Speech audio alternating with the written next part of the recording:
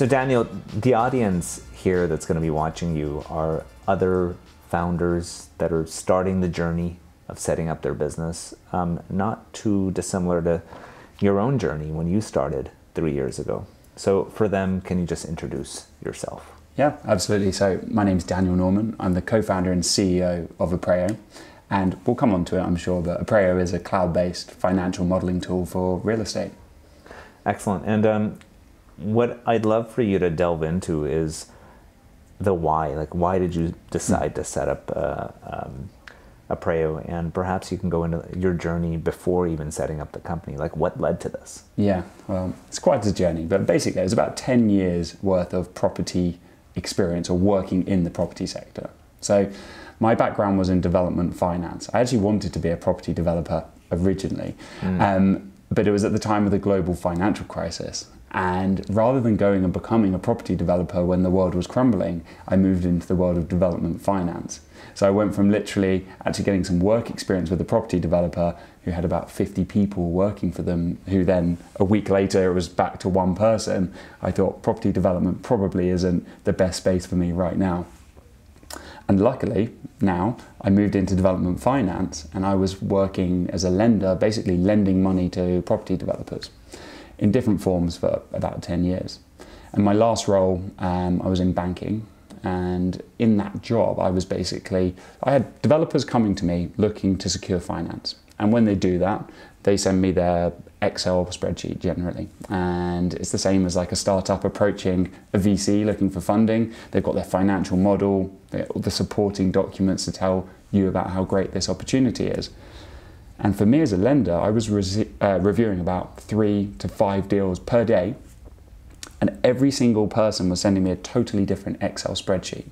So my job spent most of my time basically picking apart different Excel spreadsheets, trying to work out, is this a good deal? Is it a bad deal? Should we look at it? What's the financial metrics?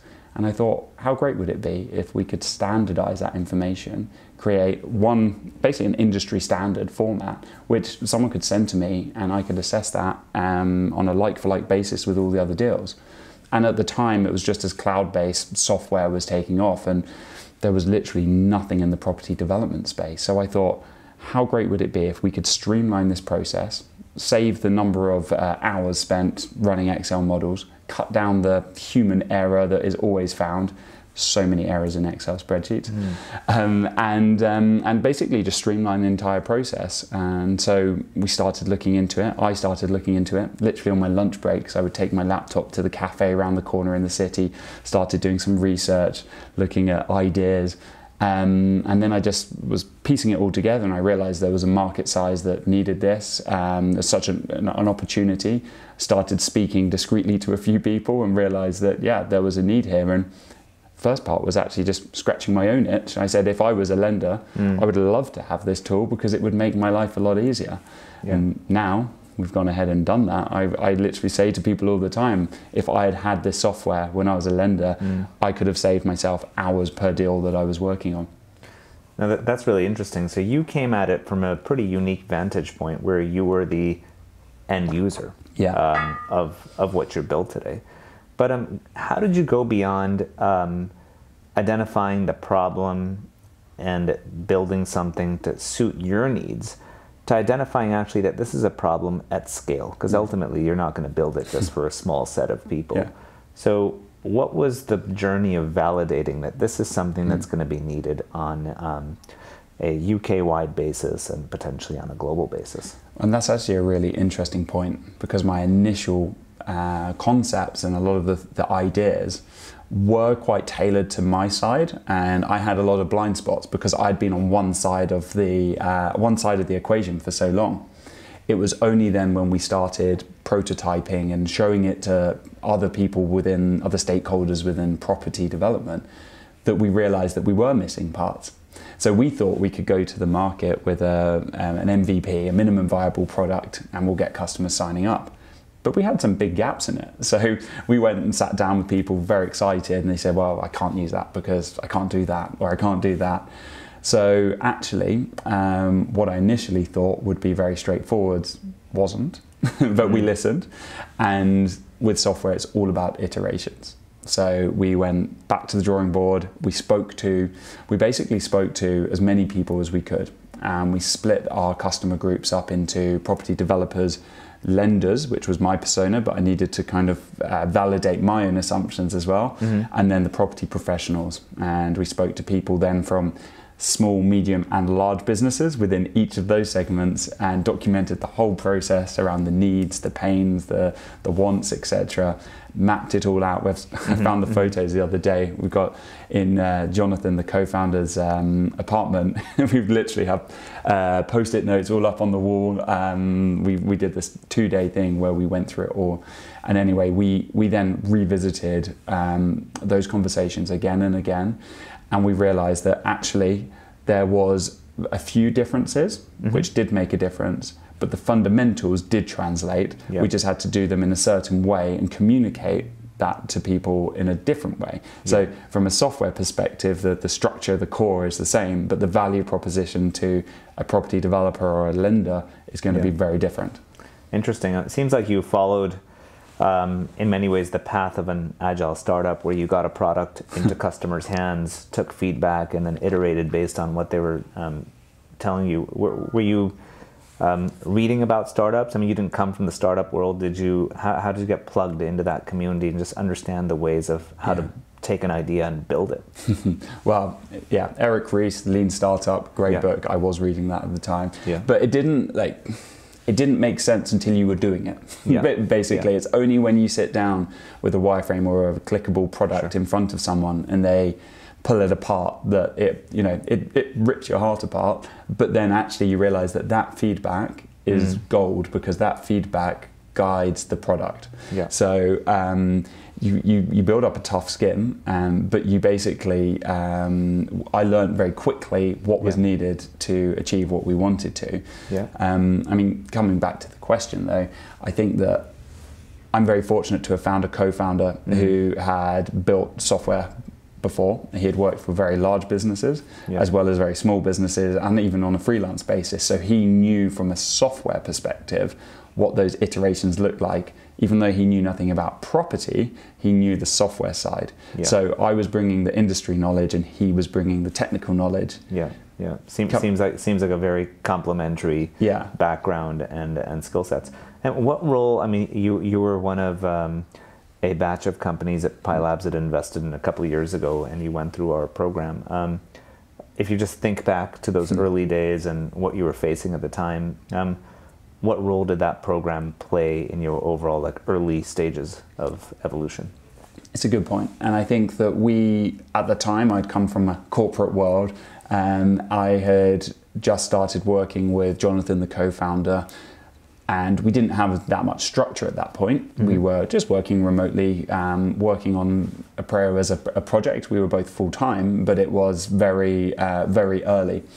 And so I think actually starting the program gave us a start date to be like, we're working in this office, it was the Pi Labs office, this day, this time, working with others at other startups going through the same thing. And I think that was a really valuable experience. It gave us the opportunity to create that structure, and that structure has then continued to all the way through how we work now. Amazing. You talked about yourself, Jonathan, your co-founder. Now, obviously, you've built a team around you, right? And tell us a bit about what the team consists of today, and perhaps what were the key kind of milestones in building this team? Because when startups get funded, and we'll come on to funding shortly, it's really all about execution, and execution comes with the people that you hire. So talk to us about who you have around you and how you went about finding this amazing team.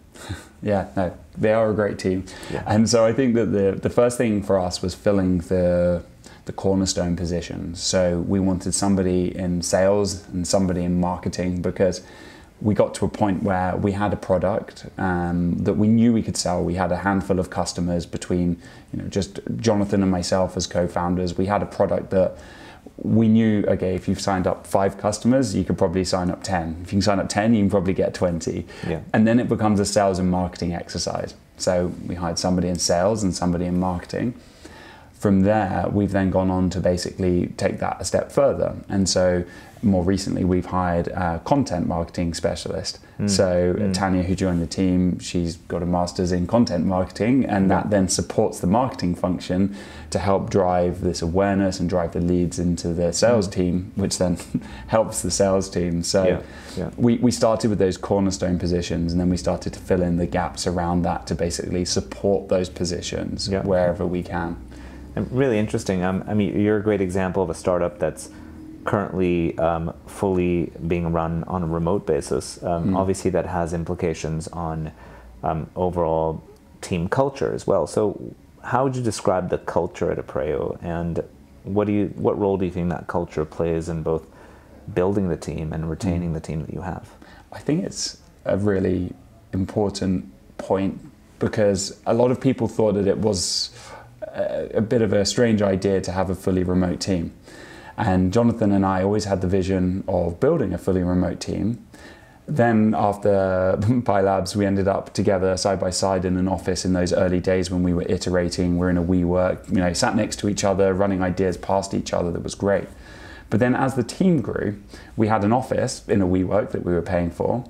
Everyone would come to work in the morning in the office, and the sales team would put down their coats and bags, grab their laptops and go and sit outside the office in a quiet area, engineering side of things, and just put their headphones on and ignored everybody else to focus on what they were doing.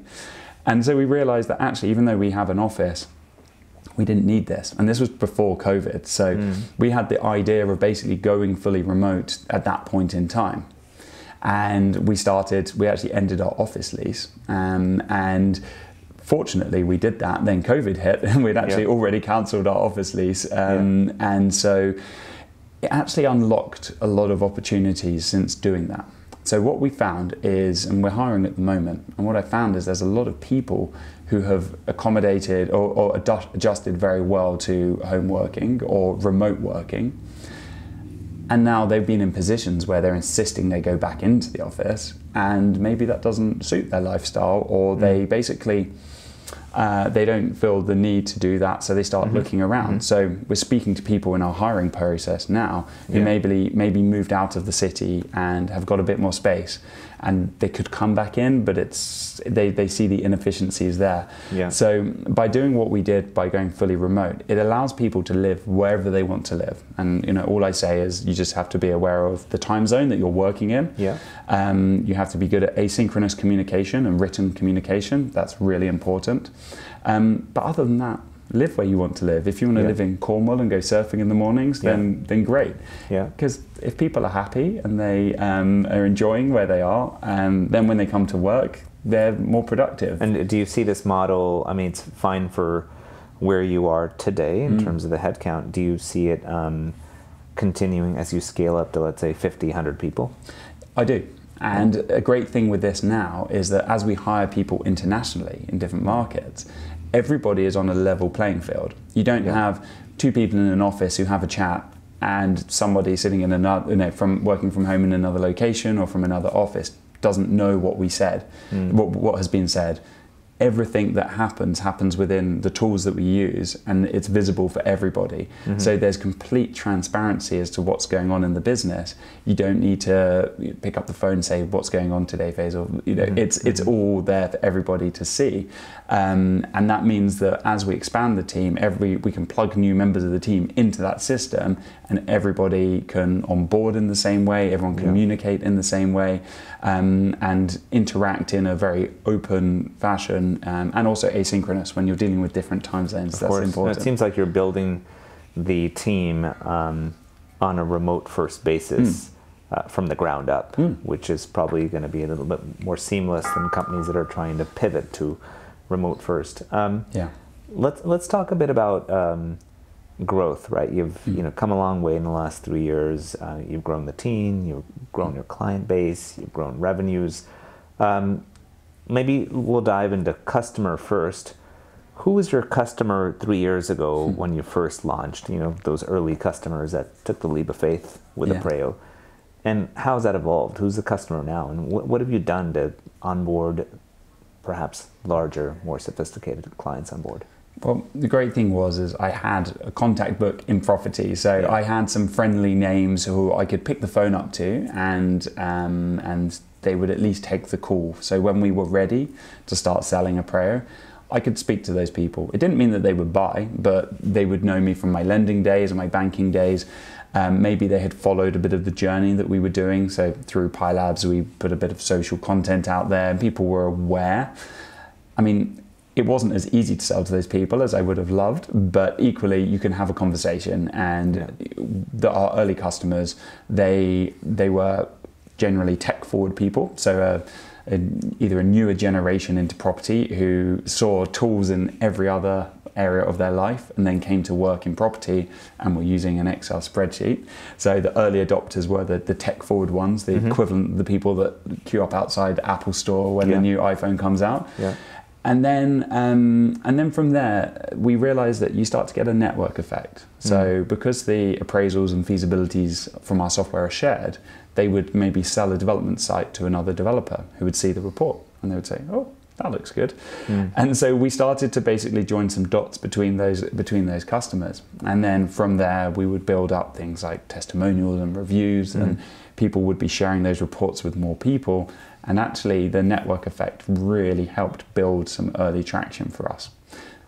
Amazing. And if you just continue that customer journey on geographical fronts, like you obviously, you're a UK business, fully remote initially with UK customers, but you've grown beyond these boundaries. So talk to us about where your customers are today, and perhaps you could share with the audience what the playbook was for international expansion. Yeah, so I mean, the international side of things was always there in our minds, but it started almost by accident, in that because we have a self-service sign-up option. So anybody could be searching for development appraisal software, find out about us and sign up to the software. And so we realized by looking at a few addresses and where people were based basically, that they were not in the UK and they were signing up to Aprao and they were using it. So straight on the phone, have a few conversations and find out who they are, what they're doing. And we realized that there's a few personas where there's a lot of overlap with the UK. So the problem is the same, the needs and wants are the same. And we thought, well, actually, we can lean into this, because even though we didn't have a team internationally at that point, it allowed us to basically test the market. So our playbook now is testing the market with early customers. So we've got customers from the US, Australia, different European countries as well, who have signed up.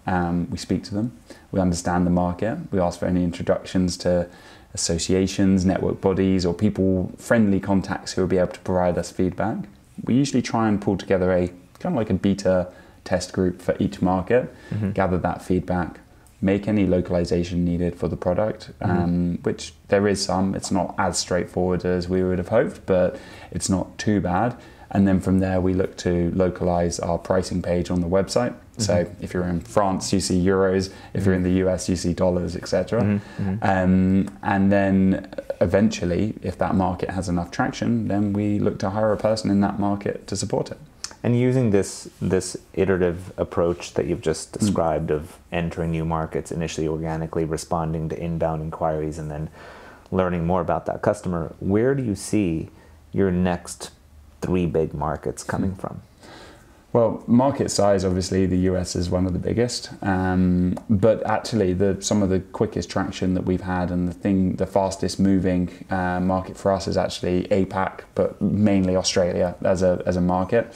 Australia and New Zealand, again, English speaking, very similar property sector, and also an economy that's doing really well. So there's a lot of people who are doing development projects in Australia, particularly as the property market is booming. So on that wave, essentially, everybody's looking for solutions to do their development feasibilities, and we are an option. We're the best option in that market versus legacy software, basically, that's on the market. So so for us, Australia is the fastest growing at the moment, but opportunity size, obviously, North America is going to be one of the largest markets. Amazing. Now, despite everything you've achieved to date over the last 3 years, you're a pre-Series A startup right now, with big prospects and a lot happening. Talk to me a little bit about what's next. Over the next 3 years, what are some of the big milestones you're looking to achieve as you scale up the business? Yeah, so for us, it's obviously growing our customer base. It's about obviously revenue is important, but for us, it's making sure we get the right customers on board. So we've seen a big variation between those different personas of the value they receive from the software, and so we've identified the markets where Aprao delivers the most value, and we're leaning into that now. So we want to make sure that we're able to sign up large businesses who have got multiple teams using Aprao, collaborating on the software, and really kind of like getting disproportionate value rather than just doing standalone development appraisals and financial models. It becomes more of a collaborative tool across the business. Amazing. So it sounds like there's the geographical side.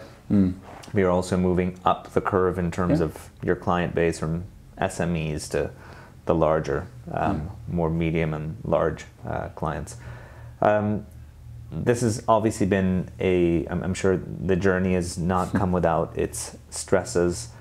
It'd be great if you could share with us like how you're coping with all that, right? So, you have a personal life, and how are you balancing personal and work life, and just coping with the stresses of being a startup founder in the early stages of your journey?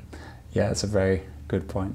I believe I do have a good balance, but it isn't always easy. You are emotionally tied to the successes or failures within the business, and so it can be as simple as having a day where there's 3, 5, 10 customers who sign up and you're buzzing, and then having a customer who says they want to cancel their subscription, and you're kind of on that journey with every interaction that happens. But it's really important to just step back, zoom out, and not be disturbed by those individual, or not as heavily affected by those individual moments. So for me, work-life balance is obviously having a life outside of work as well. Exercise, fitness is really important. I live in a place where it's quite sunny, so getting out in the sunshine, fresh air every day is really important to me. And also simple things like turning off your notifications, and actually choosing to interact with things at the right time when it suits you, rather than being disturbed. So I'm very into segmenting my diary, segmenting my day. I only take calls and meetings on Tuesdays and Thursdays. Monday, Wednesday, and Friday is like deep work time, basically. So I can actually achieve things, because I realized for a while, you're just, as a founder, you're spread so thin, and before you realize it, a day's gone and you've been busy, but you've achieved nothing. Some great tips in there, that some which I might borrow as well, but I'm sure quite valuable for other founders listening in.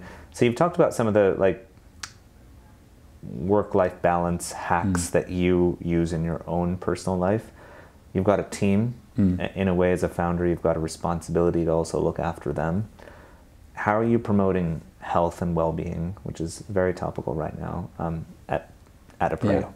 Yeah, and I think there's something that's linked to the remote working side of things as well, because we are remote, but this doesn't mean working from home, because that can be quite unhealthy, both mentally and physically, where people are walking 10 steps to their desk and 10 steps back to bed or to the kitchen. So we will pay for any member of our team to have a co-working membership, and if they want to go and work somewhere in an office, then that's absolutely fine. If they want a home office setup, we'll obviously contribute to that as well. So first of all, from a health perspective, when we say remote working, it's not just us being cheapskates saying, oh, we don't want to pay for an office. It's saying like we're fully distributed. You can choose to work wherever you want to work. And that's really healthy, because people are making a choice. They're not saying, I have to work at my kitchen table, and that's therefore unhealthy. They're saying, I want to have a home office and I'm going to get a nice setup, or I want to take the train and have that commute and go to an office. So that's really important. And also the being remote, it lets people live where they want to live. So like one of our team members, the moment that we were remote, she moved up to the Cotswolds, and she's got a lovely cottage and outside space, and that's healthy. I mean, we've talked about some, different parts of the business, the initial vision. We talked about your own journey. We've talked about the team, which is really important. You can't do this without the human capital side of things. And we've talked about culture and health and well-being. But being investors ourselves, I think we'd be remiss not to be talking about capital. Yeah. And capital being the fuel that's going to help you grow and scale this. Yeah. With the building blocks that you already have in place. What has been like the ingredients to the early successes you've had in bringing in the right forms of capital during the early journey? And what are your thoughts as to how you're going to bring capital into the business as you grow and scale it beyond Series A and Series B? Yeah, and there's with the capital, I see that it's almost like stepping stones, because our first investor in the business was actually my former boss at the bank that I worked for.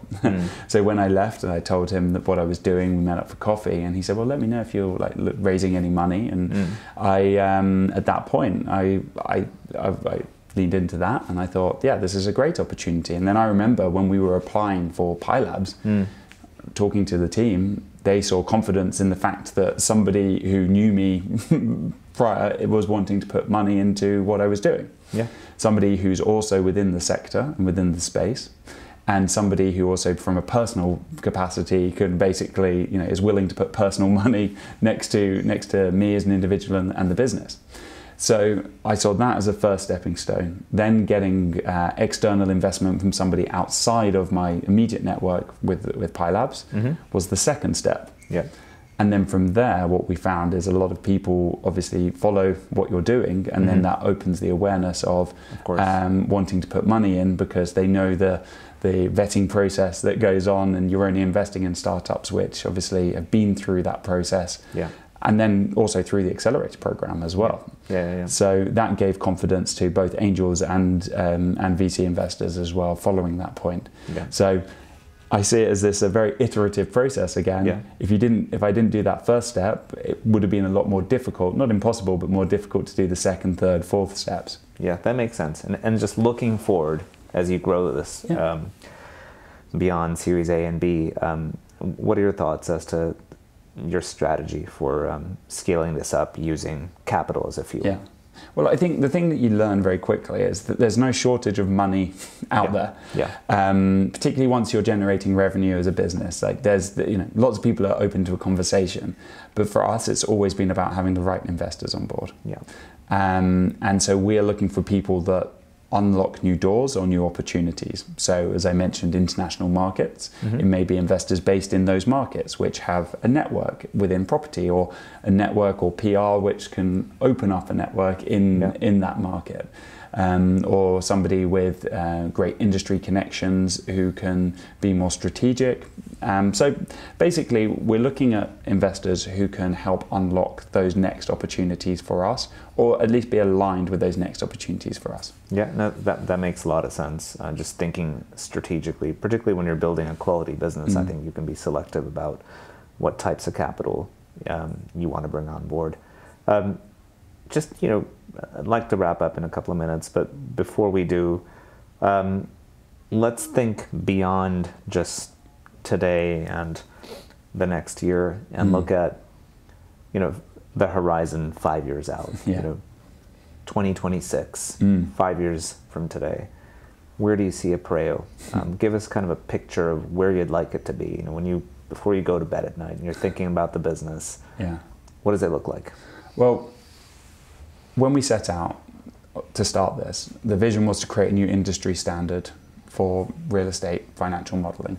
So I would love Aprao to be the backbone for the financial modeling on a global basis, which is obviously very ambitious, but the aim is to basically bring Aprao into all of the stakeholders in and around real estate development on a global scale, and create that industry standard, streamline the whole process, and basically integrate with other tools and systems within the PropTech ecosystem, so that it becomes that the financial model is like the beating heart of a real estate project.